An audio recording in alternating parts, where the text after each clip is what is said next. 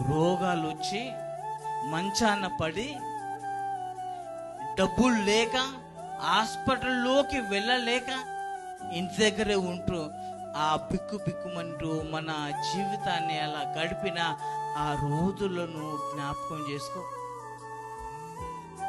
ఆ రోజుల్లో జ్ఞాపకం చేసుకో. ఆ రోజు ఎలా ఉండి ఉంటుంది. నానే వాళ్ళు ఉన్నా రాక, పలకరించక, ఎలా ఉన్నావు అని అడగక, ఏం చేస్తున్నావు అని అడగక, ఇలా ఉన్నప్పుడు మన స్థితిని మన గతిని అర్థం చేసుకున్న దేవుడు విమోచించాడు కదా. ఆ దానికి ఏమిస్తావు?